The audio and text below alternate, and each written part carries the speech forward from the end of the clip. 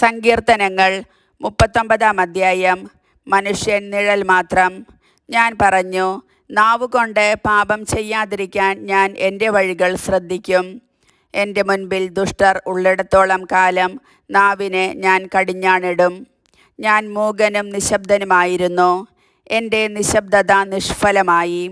എൻ്റെ സങ്കടം വർദ്ധിച്ചുകൊണ്ടേയിരുന്നു. എൻ്റെ ഉള്ളിൽ ഹൃദയം തപിച്ചു. ഞാൻ ചിന്തിച്ചപ്പോൾ അത് കത്തിജ്വലിച്ചു. ഞാൻ സംസാരിച്ചു, കർത്താവേ, അവസാനമെന്തെന്നും എൻ്റെ ആയുസ്സിൻ്റെ ദൈർഘ്യം എത്രയെന്നും എന്നെ അറിയിക്കണമേ. എൻ്റെ ജീവിതം എത്ര ക്ഷണികമാണെന്ന് ഞാൻ അറിയട്ടെ.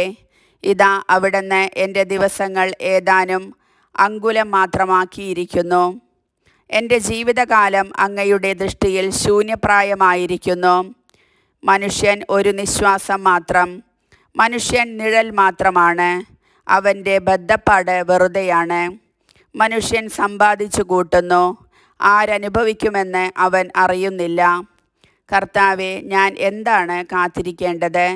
എൻ്റെ പ്രത്യാശ അങ്ങയിലാണല്ലോ. എൻ്റെ എല്ലാ അതിക്രമങ്ങളിലും നിന്ന് എന്നെ മോചിപ്പിക്കണമേ.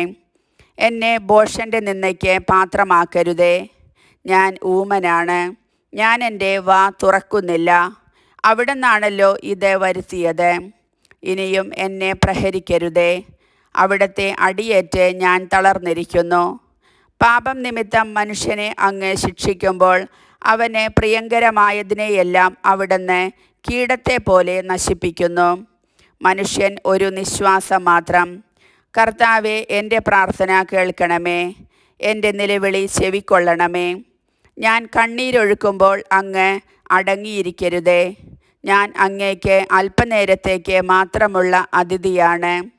എൻ്റെ പിതാക്കന്മാരെ പോലെ ഞാനും ഒരു പരദേശിയാണ്.